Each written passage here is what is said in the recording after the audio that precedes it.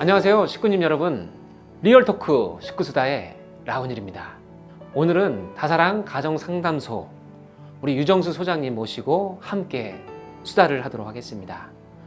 우리 모두의 행복을 위해서 열심히 상담을 하고 있는 우리 유정수 소장님, 아주 즐거운 시간이 될 것 같은데요, 함께 만나러 가시죠. 수장님 안녕하세요. 안녕하세요. 어이구, 반갑습니다. 반갑습니다. 네, 오랜만이시네요. 네, 그러게요. 정말 예. 오랜만이시네요. 오늘 이렇게 소장님 모시고 이 리얼토크 식구수다를 또 하게 돼가지고 아주 영광입니다. 저야말로 정말 영광입니다. 예. 보고 싶었는데 이렇게 되니까 너무 좋네요. 예. 오늘은 또 사실 황사가 많아가지고 좀 저도 옷차림이 상당히 좀 우울하잖아요. 네. 근데 역시 우리 소장님은 네. 우리 통일가의 아주 그냥 최고의 여성 지도자로서 옷차림 한번 딱 뵈니까 아주 화려합니다. 이렇게 얼굴이 안 되면 옷이라도 화려하게. 예. 그래서 오늘 너무 반갑고요. 네, 네. 사실 지금 이제 하시고 계시는 일이 네. 우리 다문화 종합 복지센터, 네. 거기서 이제 우리 다사랑 가정 상담 소장이시잖아요. 네, 맞습니다. 우리 이제 우리 소장님을 또 우리가 모시고 네. 오늘 또 이제 좀 여러 가지 얘기를 좀 듣고 싶어서 네. 이렇게 이제 초대를 했거든요. 네, 네. 사실 저는 이제 소장님을 예전에 몇 번 뵀잖아요. 네. 특히 이제 순교운동본부에서도 계속 강의를 워낙 잘해 주셔가지고 평가도 좋고 했는데, 오늘 이렇게 또 이제 이렇게 단둘이서 네. 이렇게 대화를 하는 시간을 가지니까 너무 기분이 좋습니다. 저도 너무 행복합니다.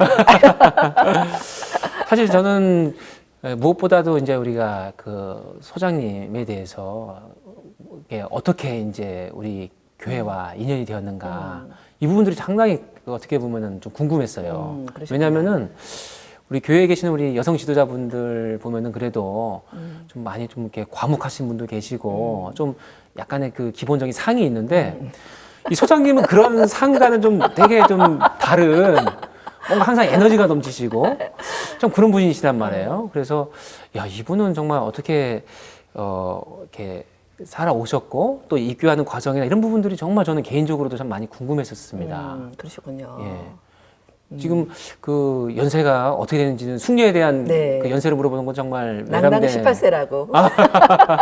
그런데 그 몇 년도에 제가 입교를 하셨어요? 입교는 1981년에 했고요. 80년. 처음에 교회를 알게 된 건 80년도였죠. 그때는 교회인지를 모르고 예. 아주 너무나 훌륭한 스승을 한 분 만났다는 너무나 가슴 뛰는 그 대단한 그 설레임으로 왔었죠. 근데 그때는 교회인지는 몰랐어요.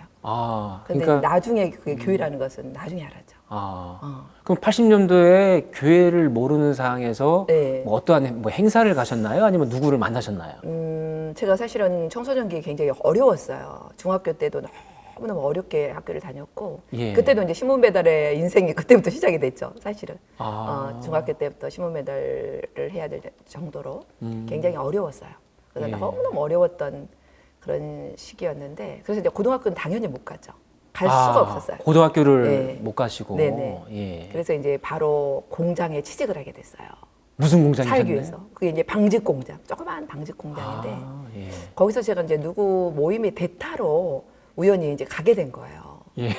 그랬는데 거기서 이제 우연히 그 원리 말씀을 그때 접하게 된 거죠. 그러니까 우연히 대타로 네네네, 갔는데 대타로 갔는데. 말씀을 접했는데 좋았다. 그때 저한테는 막 완전히 빛이 들어왔죠, 빛이. 와. 그때는 이제 자기 정체성에 대한 고민을 많이 하잖아요. 사춘기 때 예. 나는 어떻게 살아야 되나, 앞으로 나는 어떤 사람이 돼야 되나, 무엇을 할 수 있을까, 내 인생에 어떤 희망이 있을까라는 그런 그 정체성에 대한 고민을 많이 하잖아요. 난 누구인가에 대해서.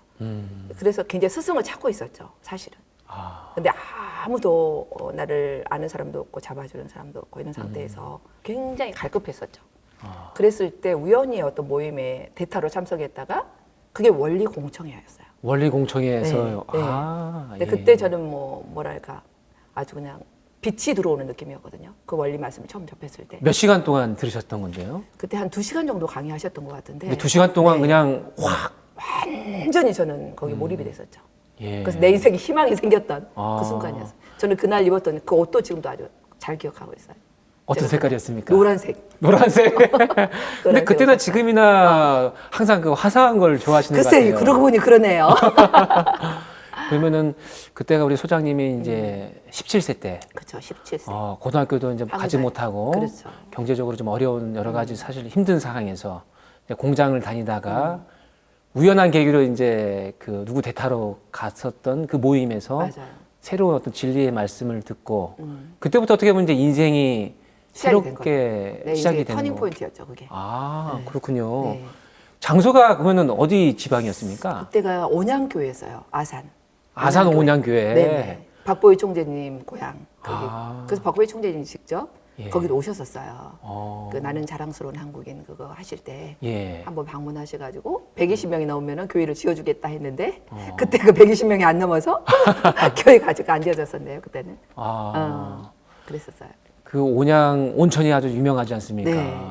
근데 참 좋은 지방에서 어떤 좋은 강의를 듣고 이렇게 이제 입교를 하셨는데 네. 어떻게 보면 아까 좀 잠깐 처음에 말씀하셨지만은 청소년기에 좀 경제적으로 많이 어려웠다. 근데 사실 저도 이제 나이가 이제 40대이긴 하지만 그 옛날에는 뭐 다들 좀 어려웠을 것이다라는 생각을 하거든요. 부모님 세대에. 그렇죠. 근데 소장님 연배는 그래도 제 부모님 세대는 아니란 말이에요. 근데 그래도 좀 주변의 사람들에 비해서 더 특별히 좀 더 많이 어려웠죠. 그러셨어요. 더 많이 어려웠죠. 어. 그래서 이제 부모님이 케어할 수 있는 시기는 사실 초등학교 정도? 그러니까 중학교 때부터는 정말 많이 힘들었죠. 아. 그렇기 때문에 거의 중학교 때부터는 홀로서기 연습. 예. 그래서 제가 강하잖아요. 단단하잖아요. 예. 그러니까 어떻게 보면 친구들 중에서는 또 대부분 또 그래도 그렇죠. 고등학교를 다 그렇죠. 진학을 했을 텐데 이제 당장 벌어야 되기 때문에 그렇죠.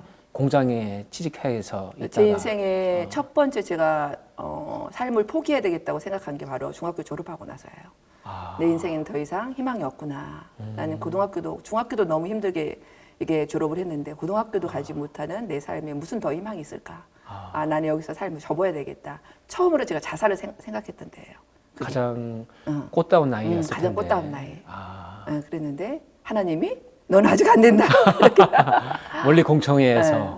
지금까지 갖고 있었던 많은 가치관의 어떤 변화가 있었던 거네요. 그렇죠. 그때 전 정말 뭐라고 표현을 해야 되나 그 충격, 그 네. 말씀에 대한 충격 이렇게 너무나 강하게 왔었기 때문에 세상이 다시 열리는 느낌이었어요. 세상이 다시 열리는 느낌. 예. 그때 너무나 저에게는 말할 수 없는 어떤 그런 충격이었거든요. 결국 그때 이제 나는 어떤 꿈이 없던 사람에서 꿈이 생기기 시작했던 그렇죠. 것이고. 나는 이제 스승을 만난 거죠. 아. 스승을. 그래서 이제 그때는 그분이 목사님인지도 모르고 뭔지도 몰랐잖아요. 예. 근데 저는 이제 그 책을 좋아했었는데 어느 제가 책을 읽을 때 그 얘기가 나오더라고요. 인생에서는 3번의 중요한 만남과 3번의 중요한 선택이 있다. 예. 근데 그 중에 첫 번째가 부모잖아요. 아. 근데 부모는 우리가 운명적인 관계니까 선택은 못하죠, 우리가. 그렇죠. 두 번째는 이제 친구와 스승이죠. 근데 나는 그 스승을 만난 거죠, 그때. 세 번째는 배우자인데 아직 배우자는 멀었고. 그때는 이제 17세, 18세였으니까. 그렇죠. 그때 그 중요한 시기에 그 친구가 없었잖아요. 저는 다 멀리 떠나와서 아무도 없는 상황에서. 공장에 또 이제 그렇죠. 다니고 있고. 참. 근데 그 스승을 만난 거죠. 음. 그분이 이제 저에게는 큰 예. 빛이었죠, 빛. 어떻게 보면 이제 꿈을 다시 이제 갖게 되시면서 또 이게 공장을 계속 또 다니고 계셨을 거 아니에요, 그죠? 그렇죠. 근데 이제 지금 그래도 하시는 일이 이 상담을 주로 하시는 이제 전문가시란 말이에요. 그럼 그때부터 뭔가 내가 상담사가 되겠다 이런 생각을 했습니까? 아, 그렇진 않았고. 그때까지는 몰랐고, 제가 교회 들어오고 이제 공부를 이제 다시 이렇게 어렵게 일하면서 공부를 하고 그랬었는데, 예. 저도 왜 제가 상담사가 되는지 가끔 물어보거든요, 사람들이. 아, 근데 그것도 아주 그 빛처럼 나한테 왔어요. 제가 이제 그 모심의 생활을 좀 했어요, 나중에. 예. 모심의 생활. 좋은 말로 모심의 생활. 음. 근데 이제 나쁜 말로는, 일반적인 말로는 이제 가사 도우미를 했었죠. 아. 가사 도우미를. 또 돈을 벌어야 되니까. 그렇죠. 제가 학교를 다니면서 동생들 뭐 학비도 좀 보내줘야 되는 이런 상황이었기 때문에 예. 그런 아주 어려운 상황이었죠. 음. 근데 그때 이제 청소하면서 신문을 우연히 이렇게 치우는데 예. 거기에 그 많은 광고가 있잖아요. 1단짜리 광고가 쫙 나오잖아요. 그렇죠. 근데 거기에 전문 카운슬러 양성 교육생 모집 그리고 전화번호 하나 요것만 딱 이렇게 보이는 거예요. 눈에 그냥 다른 건 안 그것만, 보이고. 다른 탁. 건 안 보이고 아. 그 아주 조그만 광고인데 예. 근데 그때 뭐 어떤 느낌이냐면 이거야 난 이걸 해야 돼. 이렇게 빛처럼 미고 또 나한테 왔거든요. 가사 도우미를 하는 네, 과정에서 그 과정 청소하다가 아. 빗자루 들고 청소하다가 제가 청소 내버리고 바로 전화를 했죠, 제가. 거기에다 그 전화번호를. 예. 근데 그때 그분이 뭐라고 하냐면은 이 교육을 받으려면 어떻게 해야 되나요? 했더니 대학을 4년제 대학을 졸업해야 된대요. 저는 지금 고등학교 졸업해야 될지 못할지 모르는데 4년제 대학을 졸업해야 카운슬러가 되는 게 아니라 예. 카운슬러 양성 전문 교육을 받을 수 있대. 그때서야 이제 교육을 받을 수 있는 자격이 생기는 거죠. 자격이 생기는 거군요. 되게 높네요. 너무너무 제가 그때 절망했었어요. 그래서 아이고. 나는 지금 너무나 내 현실과 너무나 먼 꿈이었죠. 그렇죠. 그렇지만 그때 그 꿈의 씨앗 하나가 떨어진 거죠. 그때 사실상은 현실적으로 너무나 불가능한 일이었지만 그때 이제 난 이걸 할 거야라는 그 선택. 나는 어떻게 해서 이걸 할 거야. 라는 그 꿈의 씨앗 하나가 내 마음 어딘가에 떨어져 있었던 거죠. 지금부터 이제 일을 하고 돈을 버는 것도 이제부터는 그 목적을 위해서 내가 해야겠다. 그렇죠. 이제는 나는 그 꿈이 있는 거죠. 그렇게 해서 이제 시작이 된 거죠. 그로부터 몇 년 후에 그로부터 그때가 81년이니까 90년도에 예. 제가 처음 이제 공부를 하게 되죠. 처음에 90년도에. 그럼 거의 한 10년 그렇죠. 정도 10년 지나고 정도. 나서야. 그렇죠. 10년 정도 지나고 나서야 그 공부를 할 수 있는 기본 자격이 갖춰진 거죠. 10년 동안 정말 고생 많이 하셨군요. 예. 많이 했죠. 일할 건 다 일하고. 그렇죠. 또 한순간도 저는 일을 안 한 때가 없었어요. 한 번도 이렇게 쉬어본 적이 거의 없어요. 지금까지. 거의 쉴 수 있는 환경이 아니었죠. 언제나 일을 하고 있었으니까. 언제나. 흔히 말하는 주경야독. 그렇죠. 현대판의 주경야독. 야독이군요. 늘. 왜냐하면 공부를 하려고 하더라도 돈이 있어야 그럼요. 되고 밥을 먹어야 되고. 그렇죠. 누구도 서포트를 받을 수 있는 사람이 전혀 없으니까. 예. 결혼도 마찬가지고 모든 걸 자기 혼자 책임지고 왔어야 되기 때문에. 예. 그래서 이제 독립심은 강하죠. 누구한테 의지하지 않는. 혼자서도 무소의 뿔처럼. 야. 그러면 그 10년 기간 동안에 이제 준비를 어렵게 했지만은 그래도 꿈을 버리지 않았고. 그렇죠. 그 처음으로 이제 그런 자격을 얻어서 공부를 했을 때 그 기억이 아주 생생할 것 같은데요. 그렇죠. 너무 행복했죠. 너무 하고 싶었던 내가, 거잖아요. 너무나 원했던 것을 자기가 뭔가 하나를 한 단계를 내가 성취하는 느낌, 그 기쁨, 그런 거죠. 그 교육 과정이 그럼 한 몇 개월 정도 됐었나요? 그때 처음에 그 과정이 6개월 과정이었어요. 그 전문가 야. 과정 자체가 그 기초 단계가. 예. 그리고 그걸 하고 나서 또 1년 과정이 있고 그게 이제 기본 과정이죠. 그리고 이제 또 그것만 있는 게 아니라 수많은 과정을 했죠. 사실은 이 카운슬러의 길이 올 때까지는 집 한 채는 팔아먹어야 됩니다. 이 상담의 길이라는 게 쉬운 게 아니에요.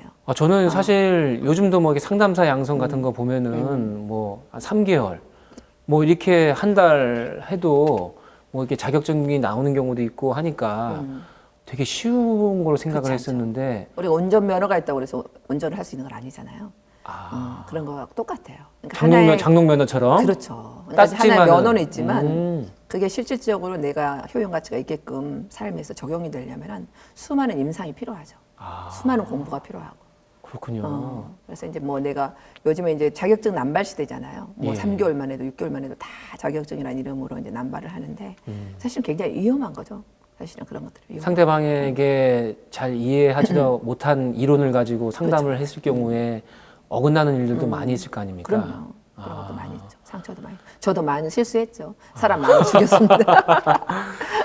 그래도 그렇게 6개월 또 1년 또 더 많은 그 시간을 투자를 하면서 계속 저는 공부를 했어요.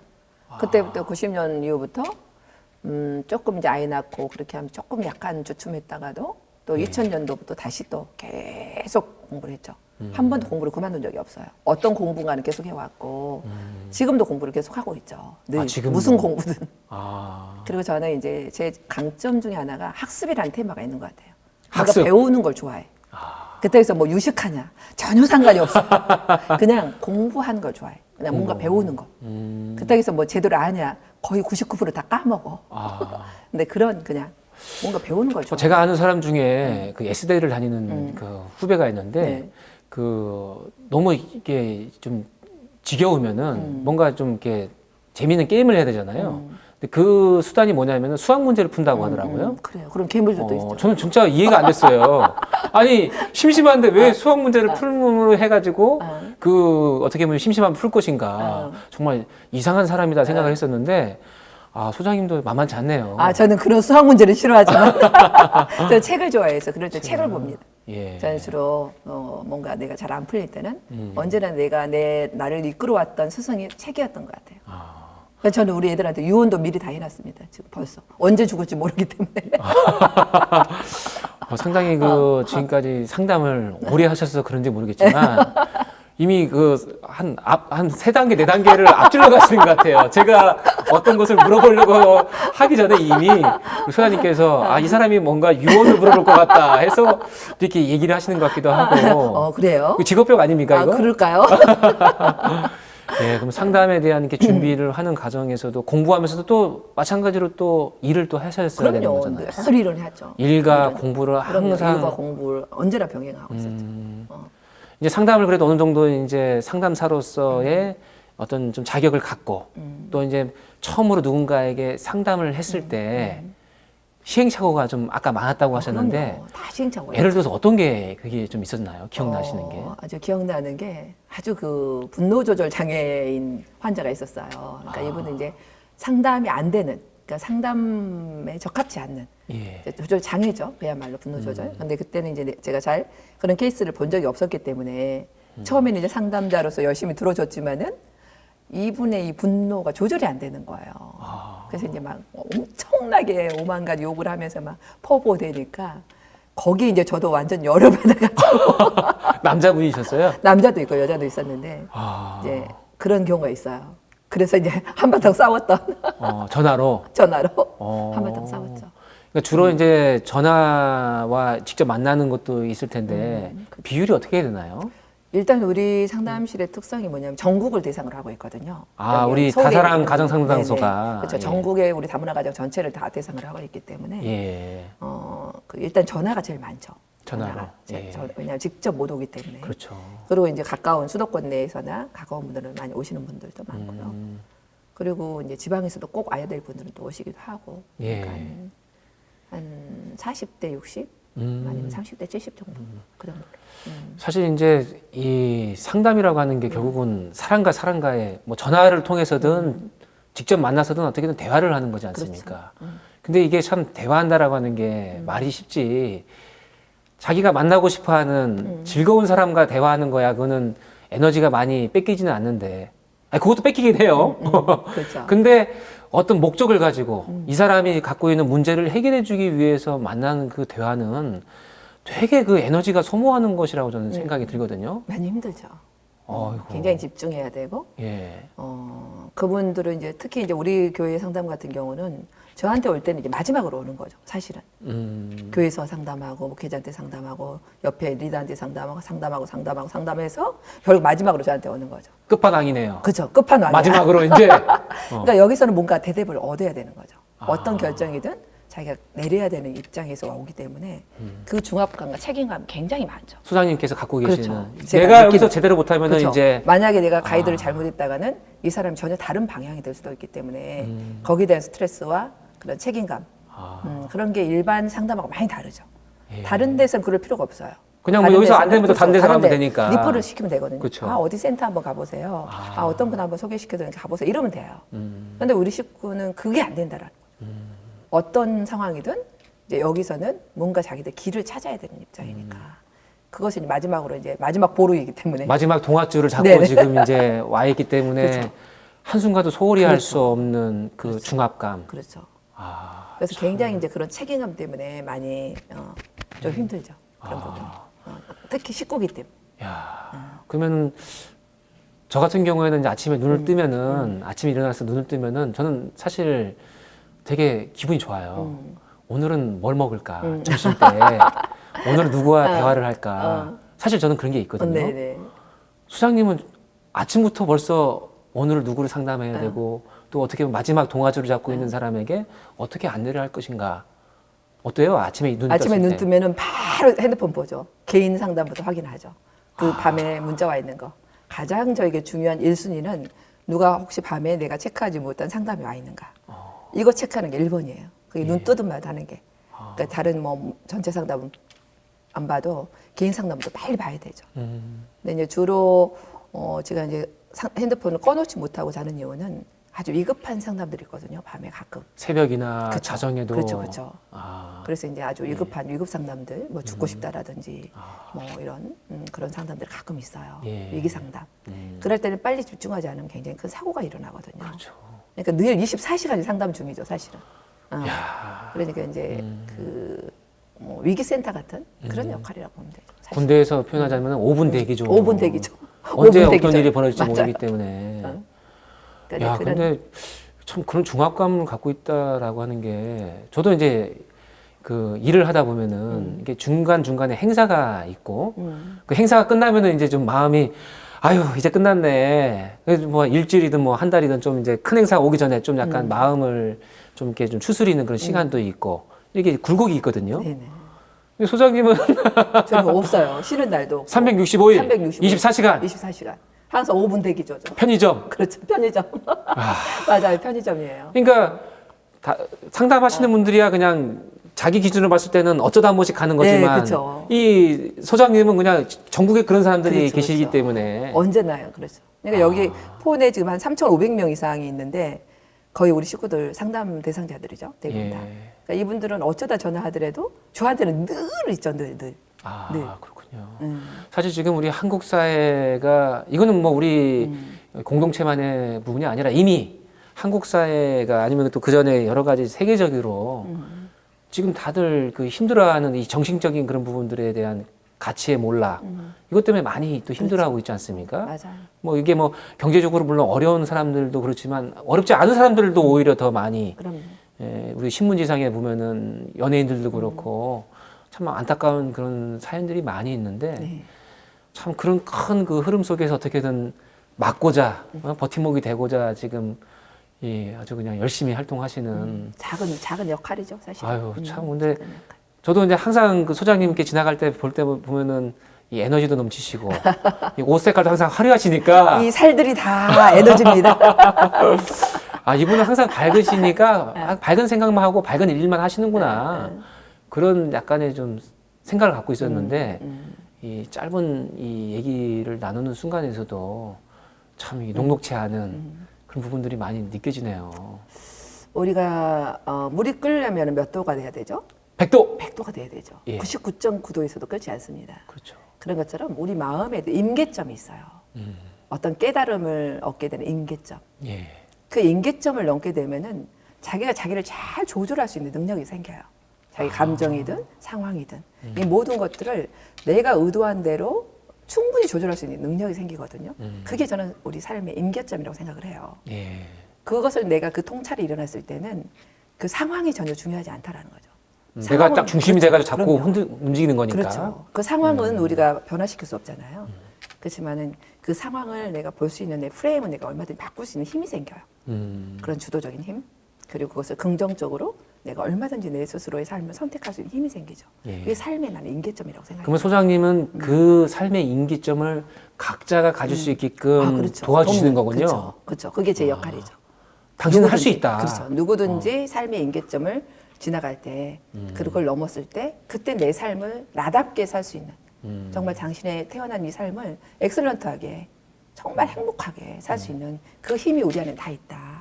이걸 찾아주는 게 제 가장 큰 역할이죠. 그러니까 순간적으로 이 상담사의 도움을 통해서 조언을 받아가 순간적으로 넘어갈 수 있겠지만 그게 다시 돌아올 수 있는 부분이기 때문에 오히려 그 정신적인 면역력이라고 할까요? 그렇죠. 이거를 우선 이 사람이 가질 수 있게끔 도와주는 그렇죠. 당신이 핸들링 할 수 있다. 당신이 주관할 수 있는 그렇죠. 문제다.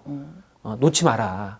아, 그것은 더 어려울 것 같은데요. 순간적인 상담으로 넘어가는 것보다. 근데 핵심을 알아야 되죠. 우리가 그 어느 기술자가 어느 공장에 기계가 고장이 났어요. 예. 그래서 이제 기술자를 불렀어요. 근데 그 기술자를 불렀는데 이 기술자가 그냥 기계줄만 빙빙 돌고 아무것도 만지지도 않고 부품 교체도 않고 아무것도 안 하고 결국은 한 2시간 뒤에 망치질 하나만 딱 하고는 $200를 청구를 했어요. 그러니까 그 회사에서 굉장히 기가 막혀가지고 무슨 아무것도 변한 것도 없는데 왜 이거 200달러냐 근거가 뭐냐 하니까 이분이 딱 이러죠. 이 사람이 내가 2시간 동안 어디가 고장난지를 살피는 데가 199달러. 망치를 한번 때리는 게 1달러다. 그래서 200달러다 하고 딱 청구서를 보내죠.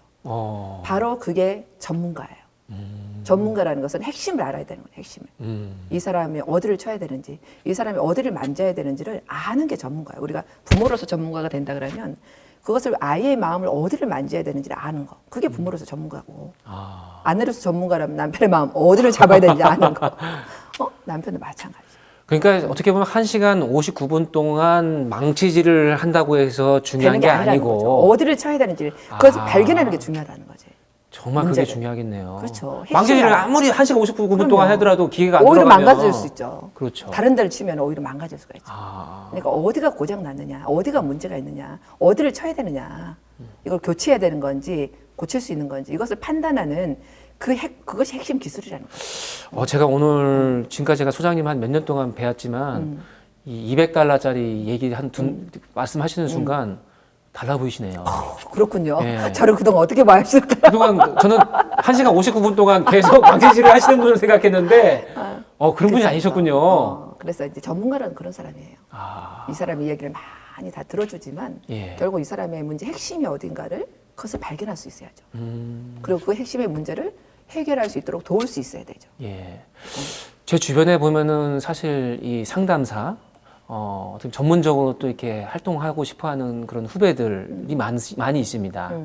근데 이제 약간은 이제 어떻게 보면은 하기 쉽다고 생각하는 경우도 있고, 좀 어떤 상담사에 대한 그 생각하는 그 선입견이 있어요. 그런 걸 봤을 때 우리 소장님께서는 앞으로 상담사가 되고자 하는 그런 후배들에게 상담사라고 하는 것은 이런 겁니다. 그리고 상담사가 되기 위해서는 이런 준비를 해야 됩니다라고 하는 부분들을 좀 얘기해 줄 수 있을까요? 글쎄 그것은 뭐 각자의 가치관이 좀 다를 수 있으니까 어떤 예. 게 상담사나라고 말하기는 어려운데 제가 생각할 때 상담사는 첫 번째로는 자기를 사랑하는 사람이어야 돼요. 자기를. 자기 자신에 대해서 자존감이 있고 나를 있는 그대로 내가 사랑하는 사람인가 이게 제일 중요해요. 그러니까 소장님은 정말 자기를 사랑하시는 것 같아요. 난 정말 사랑해요 나를. 되게 이쁘다고 생각하시죠 본인이. 난 내가 이뻐요. 그렇죠.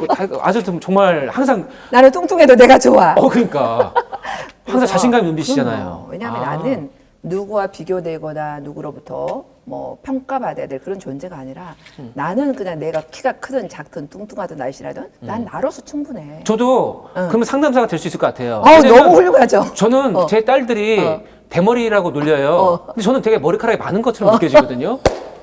저도 상담사가 될 수 있겠네요? 훌륭한 자신감이 상담사죠. 있으니까. 그렇지. 머리와 상담사는 아무 연관성이 없어요. 그렇죠. 그럼요. 저는 더벅머리라고 생각합니다, 제가. 그런 어떤 첫 번째 자기 자신을 사랑해야 된다. 나를 사랑하는 마음. 왜냐하면은 모든 사랑은 내 사랑에서부터 출발하는 거예요. 내가 나를 사랑하지 않고 나에 대해서 불만이 많고 그러면은 그것이 투영되거든요. 결국 상대한테. 상대가 마음에 안 드는 것은 결국 내 안에 마음에 안 드는 것들이 비춰지기 때문에 마음에 안 드는 거예요. 나의 그림자들이거든요, 다. 네. 근데 그것을 모르기 때문에 그 사람이 계속 문제가 있다고 우리 화가 나죠. 사실은 그 내면에 깊이 들어가면은 그 사람 안에 보여주는 나에게 마음에 안 드는 문제는 사실 내 안에 있는 내 무의식의 그림자들이거든요. 그러면은 그 그림자를 내가 발견하고 해결하기 위해서 노력을 해야 되는데 그런 걸 잘 모르니까 계속 상대의 행동에 내가 걸려 넘어지게 되죠. 근데 그런 것을 발견하기 위해서는 내가 나로서 어떤 사람인지 나의 아이덴티티에 대해서 정확해야 된다는 거죠. 그렇게 해야 상대방의 그럼요. 문제점을 볼 수가 그렇죠. 있는 거고 그리고- 해결해 줄 수 그렇죠. 있고. 그래서 첫 번째로는 자기에 대한 사랑이 있어야 된다. 그리고 두 번째로는 꾸준히 공부해야 된다. 어떤 학습. 라이센스를 조금 받았다고 해서 끝난 게 아니라 예. 우리가 연수를 많이 할수록 운전을 잘하듯이 똑같아요. 계속 경험이 되게 중요하다는 거죠. 그것을 통해서 이제 계속 공부하면서 계속 경험하면서 계속 자신 안으로 깊어져야 되죠. 자기를 볼 수 있는 눈. 그리고 저는 가장 중요한 게 뭐냐면 상담자로서 저는 저 자신한테 진정성이에요. 진정성. 내가 저 사람을 진심으로 대하고 있는가. 그것을 저는 자기 질문에 가장 중요한 질문으로 보거든요. 내가 이 사람을 사랑으로 대하고 있는가. 이게 내 삶의 가장 큰 원칙이에요. 그래서 저도 그러지 못할 때가 있잖아요. 지칠 때가 있으니까. 그럴 때는 제가 좀 상담을 그때는 안 하고 좀 물러서서 나를 다시 챙기죠. 내가 늘 이렇게 해피하게 하려고 노력하는 것도 내가 불행하면 그 사람들한테 줄 게 1%도 없어요. 그렇죠. 그렇잖아요. 우울한 사람들인데 우울한 상담자 만나가지고 어떻게 되겠어요. 아, 그래서 내 안에서 내 에너지를 항상 맑게 돌릴 수 있도록 어떤 상황이 아무리 어렵고 힘들어도 내 안에서 그 에너지를 잘 맑게 만들어서 내담자를 만나야 되죠. 그래야 그분들이 새로운 물줄기를 받듯이 새롭게 자기를 원래 있었던 자기지만 발견해낼 수 있는 힘이 생기는 거예요. 야, 그러니까 참 이게 말은 쉽지만 이 진정성을 갖는다라고 하는 건 쉽지 정말 않죠. 어려울 것 같아요. 쉽지 않아요. 그냥 남이잖아요. 어떻게 그렇죠, 보면. 그렇죠. 처음 본 사람일 귀찮기도 수도 하고 있고. 힘들기도 하고. 만약에 소장님의 여동생이라고 한다면은 뭐 어떤 자식이라고 한다면은 정말 진정성이 안 생길 수가 없는 것이지만 거의 99.9%는 다 남이란 말이죠. 참 그런 부분들에 있어서 어떤 진정성을 갖는다라고 하는 거는 참 또 하나의 그 참 어려운. 그렇죠. 자기 훈련이고 훈련일 자기 것 성향이고 아. 그 사람에 대한 애정이고 근데 진정성이 없으면 정말 상담하기가 힘들죠. 일이- 왜냐하면 그냥 예. 스킬로만 기술로만 하려고 하는데 그것은 절대 사람의 마음을 잘 움직이기 어려워요.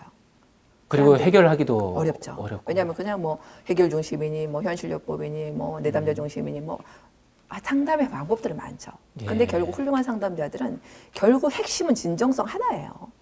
그 내담자에 대해서 내가 얼마나 애정을 가지고 있는가, 얼마나 진심으로 그의 문제를 같이 아파하고 돕고자 하는 그 진정성을 얼마나 가지고 있는 사람인가. 전 결국 이게 핵심이라고 보거든요. 그 진정성을 갖고 임했을 때에 구분이 변화가 되고 그분의 그렇죠. 환경이 변화가 됐을 때는 정말 말로 표현할 수 없는 희열을 느끼죠. 그 힘을 가지고 또 어떻게 그렇죠. 보면은 지금 그걸 먹고 사는 거지. 아, 사실은 그 보람을 먹고 사는 거죠. 예. 그 보람을 먹고 사는 거예요. 그거는 정말 누구도 경험할 수 없는.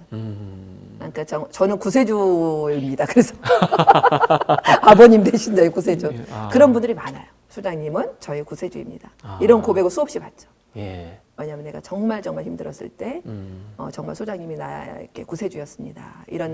이런 메시지와 이런 전화를 정말 많이 받죠. 아, 정말 그럴 것 같아요. 마지막 동아줄을 잡고 이제 어떻게 보면 마지막 순간에 얘기를 했을 때에 해결이 되고 또 나아진다고 한다면은 정말 그분이야말로 어떻게 보면 자기에게서 너무나도 그렇죠. 소중한 은인이죠. 그렇죠. 정말.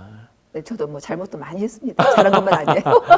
예, 또 반대로 봤을 때 또 그런 또 진정성을 가지고 갔었을 때에 또 안타깝게도 그분이 또 나의 상담가의 진정성을 느끼지 못했을 때도 참 그때도 좀 많이 가슴이 그렇죠, 또 마음 아플 수도 아프죠. 있겠네요. 딱 한 케이스가 그런 케이스가 있었습니다. 아. 제가 기억하는. 예.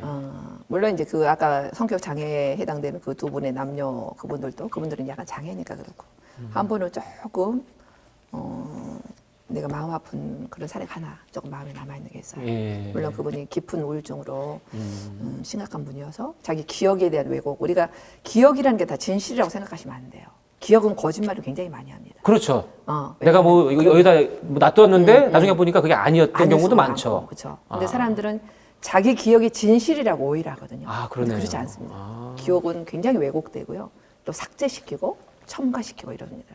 근데 이제 특히 이제 정신적으로 약하고 뭔가 이렇게 그 내가 굉장히 우울한 상황에 떨어졌을 때는 인지가 많이 왜곡이 돼요. 아. 그럼 그 왜곡된 인지 상태에서 자기가 기억을 하기 때문에 그 현실적으로 원래 있었던 객관적인 사실을 기억하는 게 아니라 자기의 인지 속에서 만들어진 그것을 기억을 하고 오해를 하게 되는 경우들이 있어요.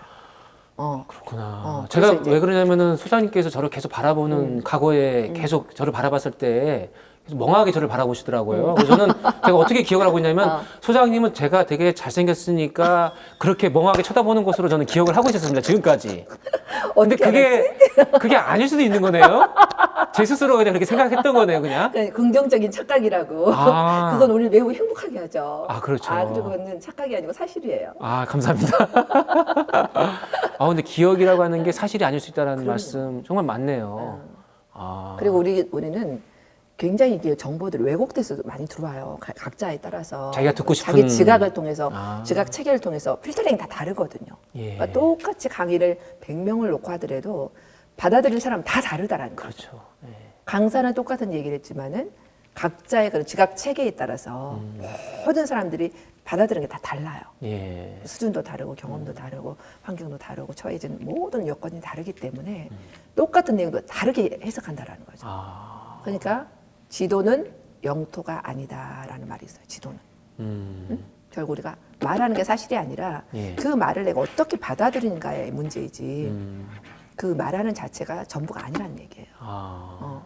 굉장히 그래서 관계 문제가 많이 생겨요. 야, 제가 오늘 우리 소장님 우리 리얼 토크 식구 수다를 통해서 오히려 차기 상담가로서의 가능성을 아셨나요? 교육을 받고 가능성을 받는 것 같아요. 아, 예. 훌륭한 상담사입니다. 네. 근데 아까 이제 우리 소장님 말씀하셨던 부분들 중에서 이제 90년도부터 한 2000년도까지 거의 한 10년 동안 계속 이제 준비를 하셨잖아요. 근데 축복은금은 언제 받으셨어요? 88년도에 마셨죠. 88년도에 네. 6,500 가정이시군요. 네. 야, 그러면 축복을 받고 나서 계속 공부를 했죠. 공부를 계속 그렇죠. 하시고. 그렇죠. 그럼 아이가 축복받고 나서 이제 또 태어났을 때도 또 계속 했죠. 계속 공부를 하시고. 언제나 했죠, 저는. 늘. 야, 무슨 그러면은 공부든 뭐든 언제나 늘 뭔가를 하고 있었어요. 야, 그러면 일하고 공부하고 이제 그래서 가사, 불량주부죠. 육아, 그래서 불량주부랍니다. 불량주부.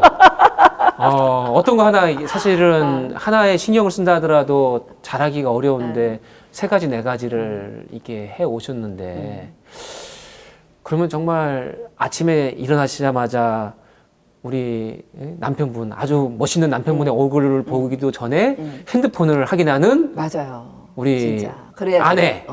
그러면은 참 서운할 것 같기도 하고 남편이요. 또 자녀들도 네.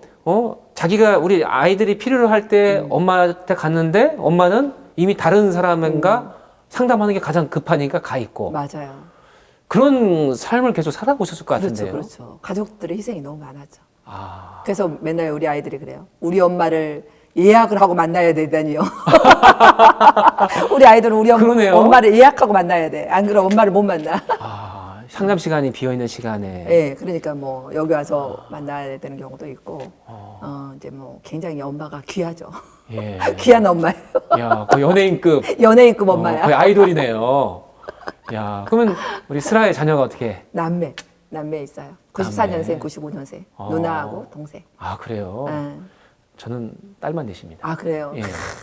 역시 능력 있으십니다. 저희 아이들은 저랑 예약해서 만나지는 않고 그냥 바로 아빠 일로 와 이렇게 해서 그냥 만나는데 여기는 예약 시스템으로. 우리는 예약을 해야 만날 수 있습니다. 예. 어때요? 우리 우리 주최 되시는 분께서는 다 이해하시지는 못했을 것 같은데 우리 소장님의 글쎄, 상담. 뭐 어느 날 우리 아이가 초등학교 4학년 때인가 그 얘기를 하더라고. 엄마, 근데 엄마랑 아빠랑은 1%도 안 닮았어요. 그러는 거예요. 1%도 닮지 않았대요. 그래요? 그래서 그래? 그랬더니 네. 근데요, 엄마랑 아빠랑 1%도 안 닮았는데 조화를 이루어 나가는 게 참 신기해요. 그 4학년짜리 조화라는 말을 쓰더라고요. 조화. 조화. 그러면서 그때 그 4학년 때 아마 자석을 그때 배웠을 거예요. 자석을 예를 들면서 자석의 N극과 S극이 서로 반대지만 서로 끌어당기는 원리라고는 할까요? 제가 전자과학과니까 알거든요. N극과 S극이 끌어다니는 것은 이거는 다르기 때문에 가능한 거거든요. 그러니까요. 예. 그러면서 그 원리를 아이가 4학년짜리 얘기를 하더라고요. 초등학교 4학년이? 4학년짜리가. 그게 너무 신기하고 지금도 기억을 하는 거예요. 그 자석의 원리를 비유를 하면서 엄마 아빠는 정말 외적으로 보면은 1%도 안 닮았다는 거예요. 너무나 이 방만한 엄마와 너무나 정확한 아빠와 정말 안 닮았거든요. 성격적으로 예. 전혀 반대고 정말 하나도 안 닮았어요. 근데 이제 그런 부모가 이렇게 싸우거나 다투거나 막 뭐 이렇게 찌그덕찌그덕하거나 하지 않고 이렇게 조화를 이루어가는 게 참 신기하대요. 그러면서 그 자석 얘기를 하더라고요. 예. 그래서 제가 야, 넌 참 신기하다. 어떻게 4학년짜리가 조화라는 말을 쓰냐. 와, 엄마는 네 말에도 감탄했다. 그랬더니 그 얘기를 하더라고요. 그 얘기를. 근데 저희 남편이 뭐 희생을 많이 했죠, 사실은. 희생을 많이 하고. 그렇죠. 그러니까 조화라고 얘기한 것도 남편분의 얘기가 아니라 그 아이의 입장이고 그렇죠. 남편은 지금 어디선가 그 눈물 그렇죠. 흘리면서 눈물 흘리고 있어요. 나는 뭐야 하면서 이렇게 그래서 집을 나갔어요. 집을 나간 적도 네, 천정국으로 나갔잖아요. 아, 지금 천정국에 있죠. 천정국에서 일을 하시니까. 네네, 네. 천정국에 있고. 공직을 또 하시는군요. 뭐, 야. 거기에 딱 필요한 사람입니다. 제가 예. 봤을 때. 야, 그러니까 딱 N극과 S극이 네네. 이 공공의 선을 위해서 각자가 다른 환경 속에서 다른 역할을 하고 있고. 그렇죠. 그래도 아까 이제 잠깐 말씀이지만은 우리 아이가 초등학교 4학년 때부터 조화라는 아주 어려운 단어를 쓸 정도면은 잘 자랐네요. 그러니까요. 오늘 엄마한테 그거 어버이날 문자도 얼마나 감동스럽게 보낸 줄 아세요? 그거 모르시죠? 부모님한테 한 번도 그렇게 해본 적 없죠? 지금 몇 학년인데요? 지금은 이제 다 컸죠. 다 컸고. 다 컸지만 사실 제가 이제 박사과정 공부할 때도 사실 아들이 공부를 시켰죠. 아들이 자기가 좀 늦게 학교를 가고 예. 아이가 자기가 일을 해서 엄마 과정 공부를 시키고 오히려 그걸 졸업한 다음에 그런 다음에 자기 학교를 이제 갔기 때문에 좀 늦게 갔죠. 학교. 그렇습니까? 네. 엄마를 위해서. 엄마를 위해서 효자네요. 희생을 하고. 야. 그래서 제가 좀 언제나 이 불량 엄마에다가. 저는 아까도 말씀드렸지만은 딸 넷이 있는데 네. 아직 어려서 그런 걸까요? 이번에 어린이날 연휴 때도 제가 정말 해달라는 거 다 해줬거든요. 네. 고맙다는 말이 없어요. 그건 당연하게 생각하는 거지. 좋은 아빠니까. 그런 거예요? 너무 힘들었는데. 그리고 오늘도 어버이날인데 아직까지 문자가 안 와요. 저녁에 있을 거예요. 그런가요? 네. 항상 긍정적으로 우리는 마지막 1%를. 부러워서요. 얘들은 이제 다 컸으니까. 예. 다 컸으니까. 그러면 어떻게 보면 소장님께서 지금까지 진정성을 가지고 가장 어떻게 보면 우선순위로 어떻게 보면 일을 하신 거잖아요. 그쵸, 근데 맞아요. 그런 부분들에 있어서 아까 말씀했던 것처럼 가정에 도움이 없었으면은 그렇죠. 절대 못하죠. 절대 불가능하잖아요. 예. 참 우리 통일가에서도 참 여성 지도자분들이 많이 계시는데 현실적인 그 어려움이 그런 거거든요. 맞아요. 이 가족들이 양립하는 게. 참 어렵지 않습니까? 맞아요. 참 그러고 보면 오늘 어버이날이긴 하지만 오히려 반대로 우리 자녀들에게 오늘 들어가서 야 어버이날이긴 하지만 오늘 너무 고맙다 야 맞아요. 이렇게 오히려 또 참 이렇게 안아주시기도 하고 하면 좋겠네요. 네. 근데 이제 저는 굉장히 불량주부고 뭐 방만하고 가정생활도 제대로 못하고 하는데도 예. 잘 살아온 핵심 하나가 그건 것 같아요. 우리 집에서는 이렇게 많이 안아줘요. 제가 많이 안아주잖아요. 사람들 만나면. 그렇죠. 저도 아까 네. 오자마자 갑자기 저를 깜짝 안아주시길래 놀라셨죠? 갑자기 무슨 프리어가 왜 하시지 생각했었어요. 저를 네. 만난 모든 사람이 운명적으로 저한테 안겨야 돼. 그건 운명이야. 예. 앞으로 운명을 거부하지 마세요. 예, 알겠습니다. 예. 근데 그게 저는 제 삶에 굉장히 중요한 철학이에요. 안아주는 거. 그걸 안아주는 게. 그게 저는 제 삶의 핵심이라고 생각하거든요. 그리고 제가 수많은 사람들을 상담을 하면서 그 핵심은 결국 우리가 모든 문제의 출발은 사랑받지 못한 거예요. 애정의 결핍이야. 모든 문제 시작이. 그게 이제 처음에 애착 관계에서 부모와의 사랑의 관계에서 그 자녀가 받아야 될 사랑을 충분히 받지 못하는 그리고 야단만 맞고 부모는 사랑이었지만 아이는 야단 맞는 거죠. 그렇죠. 오해할 수 있죠. 그렇죠. 그러니까 이런 애정의 결핍, 이런 상처, 내면의 상처 이런 것들이 가지고 있다가 결국은 내가 어떤 가정을 이루었을 때 그게 다시 나오거든요. 그럼 또 자기 배우자랑 또 부딪히게 되는 거예요. 그래서 저는 어쩌면 저는 이제 그런 철학을 가지고 있는 거죠. 모든 인간의 문제는 처음에 애정의 결핍이에요, 애정. 충분히 사랑받지 못하는 데서 문제가 생기고요. 모든 치유의 완성도 결국은 사랑받음으로 인해서 해결될 수밖에 없어요. 그 형식이 그렇죠. 안아주는 거. 근데 그 핵심이 저로서는 안아주는 것이 그 사랑의 핵심이다. 사랑의 핵심. 그리고 저는 제 가정에서 그렇게 해왔더니 우리 아이가 그 좋아라는 말을 쓰는 것도 그리고 우리 아이들 23살, 24살이지만 우리 엄마 아빠도 다른 부부들처럼 싸울 수도 있나요? 이게 가장 큰 퀘스천이거든요. 그러면 한 지금까지 번도 부모가 이렇게 싸우고 막 화내고 막 이런 걸 거의 본 적이 없거든요. 저는 어제도 싸웠는데 잘하셨어요. 내일 대통령 선거잖아요. 누굴 못 볼 것인지 막 싸웠어요. 우리는 저만 있기 때문에 그런 거 싸우지 않고. 그건 안 싸우시구나. 근데 그런 것들이 그렇게 되는 것들이 뭐냐면은 그런 안아줌. 그러니까 아침에 일어나면 제일 먼저 하는 게 이제 남편 안아주고 예. 늘 뽀뽀해주고 또 아침에 출근할 때도 항상 안아줘요 우리는 서로 아이들도 항상 안아주고 돌아올 때도 반드시 허그로 맞아요. 길에서 만나도 언제나 안아줘. 천정구 가서도 언제나 안아줘.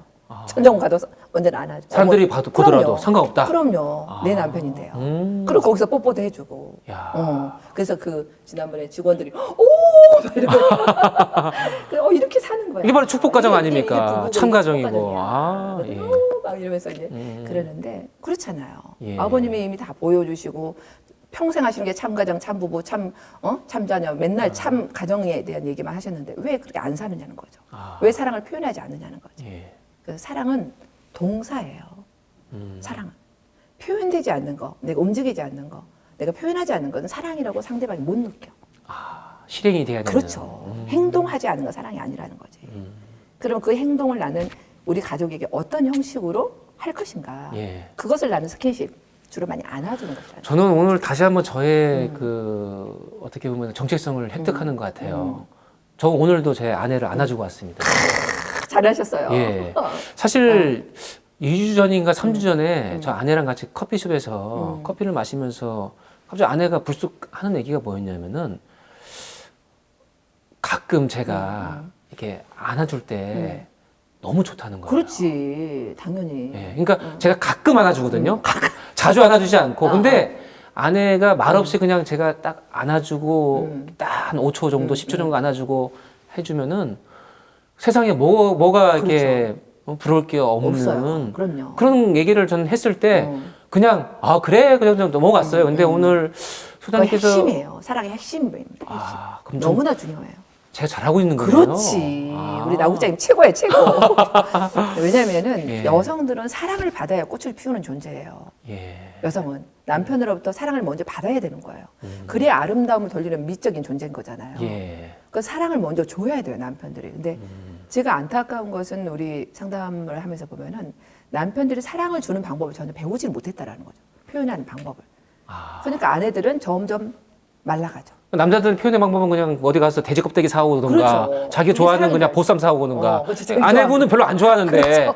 그 뭐냐 까르보나라나 이런 거 좋아하시는데 맞아. 왜 그 돼지 껍데기 사오냐고. 그렇지. 바로 그거예요. 그러니까 사랑의 언어가 너무 다른 거죠. 예. 그러니까 그런 공부를 해야 된다. 그러니까 제가 이제 하나 정말 아쉽고 꼭 했으면 하는 게 뭐냐면 남편들 교육이에요. 남편들 교육. 아내들은 제가 어디 가면 이제 교육을 받기 위해서 많이 오는데 예. 남편들은 정말 잘 못 오시거든요. 시간도 없지만은 의식이 없죠. 내가 뭐 거기까지 뭐 하러 그렇지. 가. 왜가 내가 난 아무 쓸데없이. 문제도 없고 잘 살고 있는데 잘 살기는 아내들 다 이혼을 생각하고 있습니다. 매일. 네? 예. 이것은 우리 대한민국의 어떤 상황이죠. 그럼요. 예. 모든 사람들이 그래요. 왜냐하면 아내들은 남편으로부터 사랑을 받을 때 내 존재 가치에 대한 확인이 되거든요. 예. 그 핵심이 바로 안아주고 따뜻하게 안아주고 당신 고마워. 당신 밥 잘 먹었어. 당신 오늘 내가 설거지 할게. 당신 가만히 쉬어. 이랬을 때 내가 너무나 소중한 존재로 느껴지는 거야. 예. 내가 이 남편을 정말 잘 만났구나. 그 돈이 문제가 아니라는. 그렇죠. 근데 남편들은 아내들이 돈만 있으면 된다라고 착각하는 거예요. 뭔가를 절대 해줘야 그렇지 될 것 않습니다. 같고. 그렇죠. 그게 아니에요. 첫 번째 해야 되는 건 사랑을 표현하는 거예요. 사랑을. 애정을 표현하는 거. 고마움을 표현하는 거. 그리고 한 가지. 여자들은 귀가 10배가 예민하다는 거 아셔야 돼요. 귀가. 예. 왜 여자들한테 딸들한테 소리 지르면 안 되냐면은 귀가 10배는 예민해. 저 어저께 소리 질렀는데 어느 가서 5번 사과해야 돼. 우리 첫째 딸한테 너무 그 핸드폰 본다고 제가 그만 말 했는데 근데 애가 놀래더라고. 왜냐하면 10배가 예민해요. 그래요? 그래서 10배는 더 상처를 받는다고 보시면 돼요. 큰일 났네. 그 대신 이제 부드러운 말, 따뜻한 말, 사랑한다는 말, 감사하다는 말 이런 것은 10배는 더 감동을 주죠. 어떻게 살아야 되는지 아시겠죠 이제? 정말 오늘 출연료가 얼마나 들어올지 내가 좀 궁금해. 제가 이거 반성 많이 해야겠네요. 잘하고 계세요. 우리 예. 나국장님 같으면 뭐 천국이 천일공은 금방이지. 아유, 아닙니다. 사실 뭐 이제 소장님과의 이런 또 이렇게 식구수다. 전 1시간, 2시간 더 하고 싶은데 그러게요. 또 우리가 또 시간이 또 한정되어 있잖아요. 그러니까 그래도 이 짧은 시간이나마 몇 가지 정말 중요한 부분들을 저뿐만 아니라 앞으로 이제 시청하실 분들께서도 식구님들께서도 바로 이제 어떻게 보면 적용할 수 있는 부분들이 있을 것 같습니다. 사실 이제 다문화 종합복지센터에서 또 우리 다사랑 가정상담소에서 소장으로서 이제 활동하시면서 참 많은 것들을 또 해오시고 계시는데 오늘 그래도 이렇게 방송에 나오셨으니까 전국에 어떻게 보면 좀 이렇게 그동안 좀 힘들어 하셨던 우리 식구님들도 계실 거고 또 전화도 하지 못했던 마음속에서 그냥 이렇게 좀 웅크리고 계시는 분들도 아마 좀 보고 계실 수도 있거든요. 우리 그런 식구님들에게 한번 말씀 한번 해주시면 좋겠습니다. 일단 우리 사랑하는 식구님들 너무너무 사랑하고요. 첫 번째 사랑합니다. 그리고 그 어려움이 어떤 어려움이 있는지 아마 통일가에서는 가장 잘 아는 사람이 저라고 저는 감히 말씀을 드립니다. 네. 네. 너무나 많은 식구들의 너무나 많은 어려움을 너무나 잘 알기 때문에 그 눈빛 하나만 봐도 그 말 한마디만 들어도 그분의 아픔이 다 보여요, 저는. 그래서 제가 24시간 폰을 열어놓을 수밖에 없는 그 사정이 바로 그 심정을 알기 때문이에요. 그러나 혼자만 너무 끙끙 앓지 말고 상담실 있으니까 상담실에 도움도 받고 또 지금 행복상담사 교육이라고 해서 협회에서 주관을 해서 가정국 주관으로 해서 이제 이렇게 전국에 상담사들을 많이 육성하고 있거든요. 그러니까 이분들을 통해서라도 이렇게 나의 어려움들을 좀 옆에 사람하고 나눌 수 있도록 해줬으면 좋겠고요. 또 그분들이 완전히 또 뭐 완전히 다 전문가는 아직은 아니기 때문에 어려울 때는 또 중앙으로 연결을 해서 내 어려움을 나 혼자 가지고 있지 말아라. 누군가하고는 소통할 수 있는 그 소통의 창구를 열어놔라. 이게 이제 제일 중요하고 두 번째로는 이제 우리 남편들에게 이야기하고 싶은 게 뭐냐면 제발 아내들 말을 끝까지 좀 들어주세요. 아내들 말을. 그게 너무 중요합니다. 여성은 남자보다는 한 3배 이상의 말을 더 많이 해야 돼요. 그래야 기본 욕구 충족이 됩니다. 2만 마디는 해야 돼. 네? 근데 남자는 200마디만 해도 끝나. 그게 달라요. 그렇죠. 그러니까 일단 끝까지 들어줘라. 그리고 그래서 결론이 뭔데? 이런 말 절대 하지 말아라. 아, 그랬구나. 진짜? 정말? 헐, 대박. 이렇게 대단한데 이런 식으로 감탄사를 해줘라. 공감해주라는 얘기예요. 공감. 그러면 여자들은 자기들이 좋은 남편이라고 생각해요. 여자는 해결을 원치 않거든요. 그냥 공감해주고 여보 나 오늘 너무 힘들어서 막 힘들었구나. 당신 오늘 힘들었구나. 애썼네. 그래 이리 와봐. 이렇게 해서 한번 안아주는 거. 이러면 다 풀립니다. 근데 네가 힘들게 뭐가 힘들어? 난 더 힘들거든? 이러면 안 된다는 거예요. 무슨 말인지 알겠죠? 예. 이렇게 하고 우리 아내들은 사실 아내들의 마음이 너무너무 닫혀 있어요. 그걸 전 너무 잘 압니다. 사랑받지 못하면 여자는 말라갑니다. 어떻게 말라가? 선인장으로 변해요. 그래서 다키마마 가시처럼 찌렁찌르 고슴도치처럼. 응? 왜? 자기가 상처가 있기 때문에. 근데 이 고슴도치의 이런 가시가 아니라 예쁜 장미를 펴줄 수 있는 게 뭐냐면 남편들이 잘 들어주고 남편들이 잘 안아주고 남편들이 기고 이래서 끝까지 들어주고 그리고 도와주고 그랬을 때 이제 향기 나는 장미처럼 피게 되어 있어요. 그래서 우리 남편이 제일 잘하는 게 그랬구나 하고 그래요. 또 어떤 말을 해도 그래 그럴 수도 있지. 그래 그럴 수도 있지. 이것은 네가 옳다가 아니라 네 생각은 그럴 수도 있고 네 입장에서 그렇게 생각했구나에 대한 그 존재에 대한 인정이거든요. 그러니까 그럴 수도 있지. 그래 그럴 수도 있지. 그 말 한마디만 하고 좀 여유를 둬달라는 거지. 그렇게 좀 했으면 좋겠어요. 예. 그리고 이제 좀 교육을 좀 많이 했으면 좋겠어. 교육을 통해서 많이 사람들 의식이 확장이 좀 되거든요. 예. 그리고 교육할 때 제발 목사님들 남편들 좀 모시고 오세요. 근데 교육을 해보면요 남편들이 훨씬 빨리 변합니다. 제가 남편들을 더 사랑하거든요. 왜 그러냐면 남편들이 교육의 효과가 훨씬 좋아요. 훨씬 좋고 훨씬 실행력도 높고요. 어려운 게 아니잖아요. 아니에요. 근데 그러니까. 남편들이 훨씬 순수해요. 남자는 순수하고 단순합니다. 그래서 그렇죠. 남자를 움직이는 방법만 알면 너무나 쉬워요. 근데 우리가 이제 너무나 남자의 일부분밖에 모르기 때문에 그런 아내들이 거기 실망해서 자꾸 자기 마음을 닫거든요. 그리고 남편들은 닫아지는 아내 마음을 어떻게 여는지를 모르니까 자꾸 이렇게 거리만 두게 돼. 그럼 남편들도 와서 교육을 받아야 어떻게 아내가 상처받고 어떻게 아내를 위로해야 되고 어떻게 아내가 대화해야 되는지를 배워야 되는데 네. 이런 게 없다라는 거지. 제발 남편들 교육을 많이 참여시켜라. 이것을 목회자들이 이것도 좀 신경 써줬으면 좋겠고 예. 아내들은 그런 남편을 두려워하지 말아라. 남자는 단순하다. 남자는 착하다. 예. 남자는 사실 공 하나만 있어도 돼요. 네, 맞아요. 예. 그럼 그냥 미친 듯이 뛰어다니니까. 그리고 그냥 잘했다고 하고, 네. 그냥 고기 하나 이렇게 먹여주면은 모든 게 다 그냥. 맞아요. 해결이 돼요. 만사형통이지 않습니까? 참 오늘 우리 다문화 종합복지센터에 계시는 그리고 다사랑 가정상담소장으로서 이 진정성을 가지고 지금까지 한 20여 년간 이 상담의 역할을 또 해오셨던 우리 유정수 소장님.